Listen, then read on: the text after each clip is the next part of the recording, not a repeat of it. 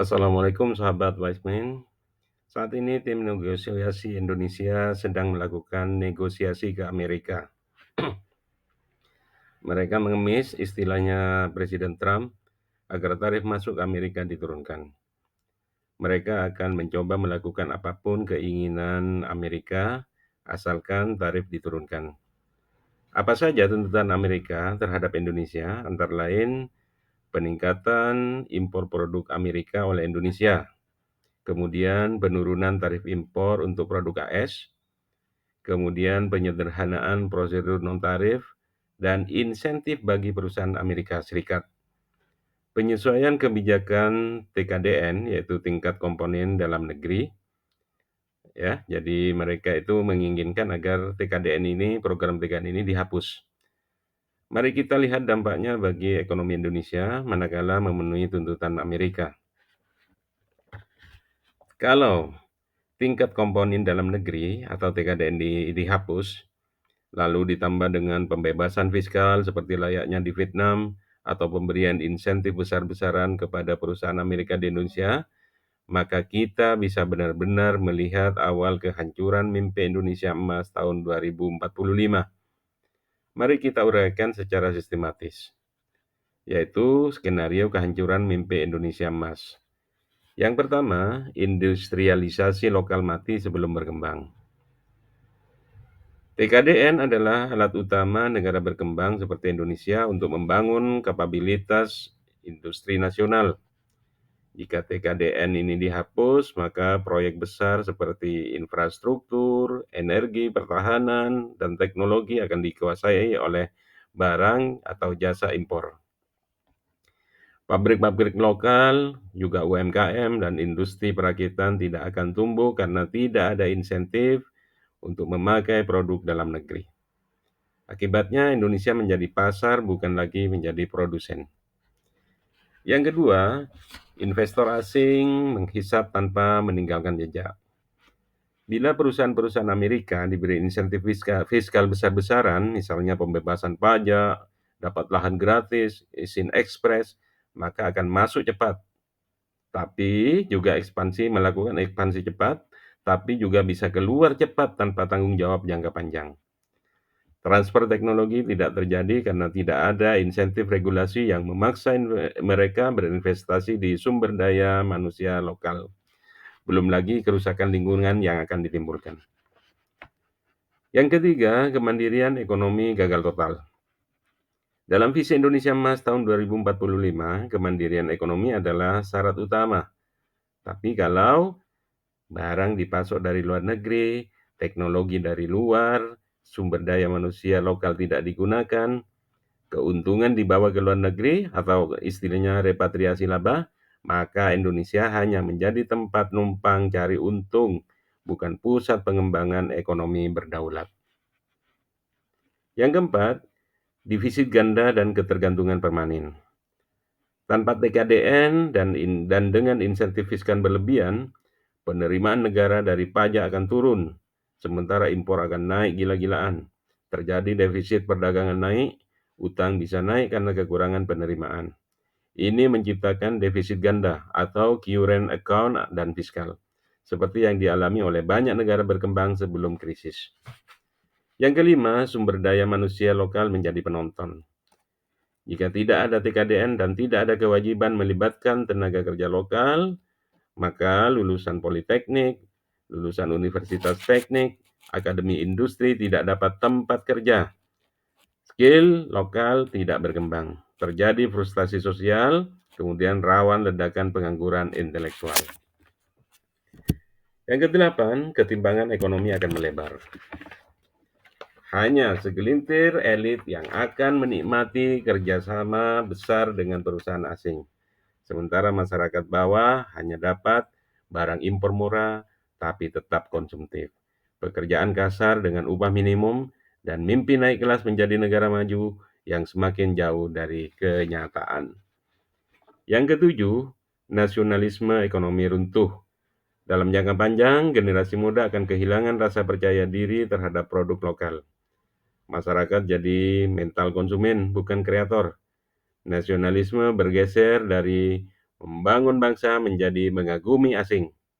Ini bukan soal anti Amerika atau anti asing.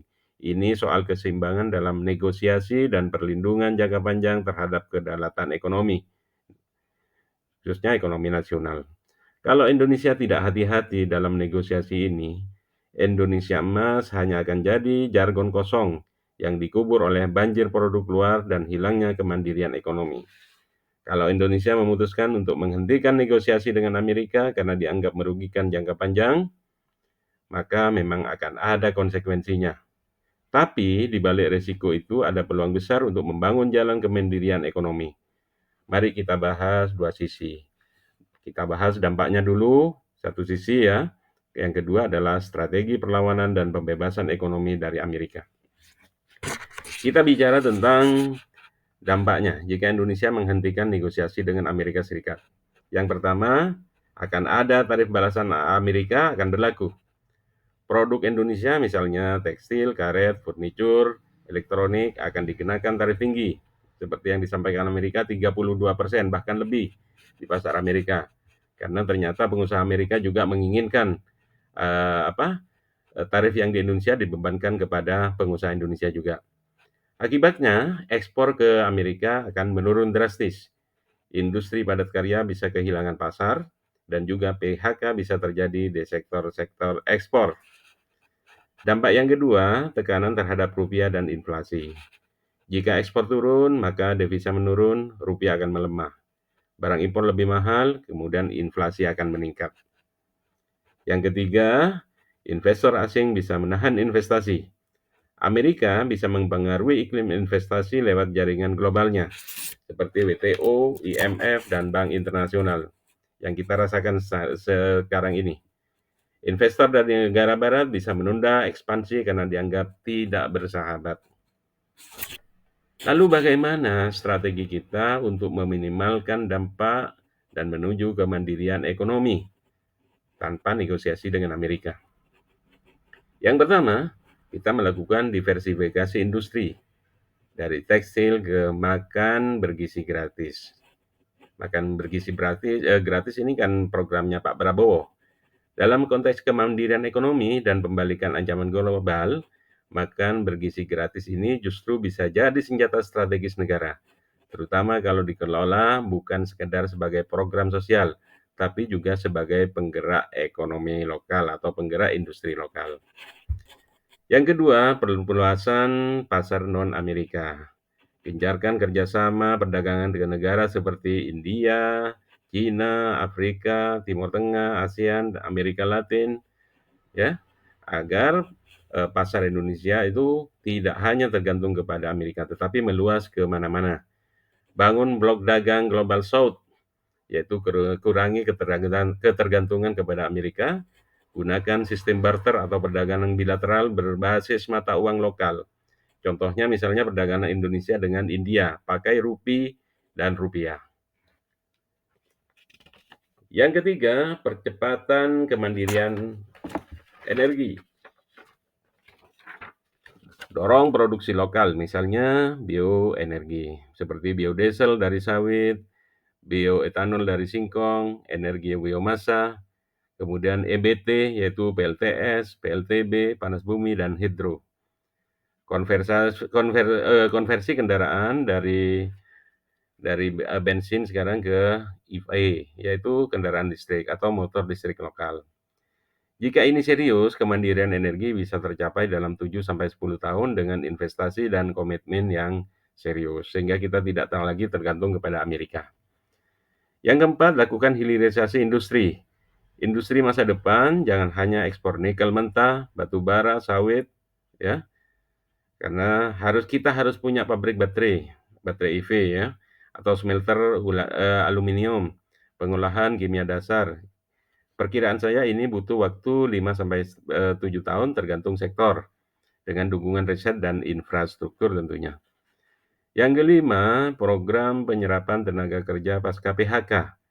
Dana pemulihan ekonomi nasional dialihkan ke upskilling dan reskilling, yaitu digital, pertanian modern, dan logistik. Koperasi juga yang produktif perlu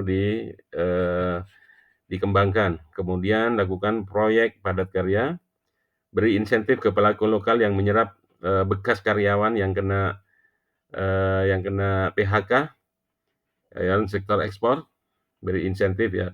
Kemudian yang keenam, gerakan konsumsi nasional dan boikot strategis. Dorong masyarakat pakai produk lokal, boikot produk-produk luar ya. Gerakan beli lokal bisa menyerap produksi dalam negeri, edukasi tentang pentingnya ekonomi berdaulat. Strategi-strategi ini akan memakan waktu. Memang kemudian juga akan berdampak, tetapi dalam jangka panjang ini akan menimbulkan kemandirian ekonomi Indonesia dan tidak tergantung kepada asing. Ada 6 strategi yang bisa kita laksanakan seperti yang saya sampaikan tadi, kemudian waktunya. Yang pertama adalah diversifikasi industri, saya perkirakan 2 sampai 3 tahun, kemudian perluasan pasar ekonomi non-Amerika sekitar 1 atau 2 tahun, kemandirian energi ini bisa agak lama, 7 sampai 10 tahun, hilirisasi sumber daya bisa 5 sampai 7 tahun, digitalisasi UMKM dan ekonomi lokal butuh waktu 2 sampai 3 tahun, perubahan mindset konsumen juga bisa butuh waktu 5 sampai 10 tahun. Jadi 10 tahun kalau kegiatan-kegiatan ini bisa dilaksanakan, Indonesia akan mandiri secara ekonomi, terbebas dari pengaruh Amerika, dan Indonesia menjadi negara yang maju. Mundur dari negosiasi dengan Amerika bukan berarti lemah. Justru itu bisa menjadi deklarasi kemerdekaan ekonomi baru. Tapi harus diikuti langkah-langkah nyata dan taktis seperti yang saya sebutkan di atas. Terus ikuti channel saya dan jangan lupa untuk selalu subscribe agar saya bisa terus memberikan edukasi, tayangan-tayangan yang edukatif. Assalamualaikum warahmatullahi wabarakatuh.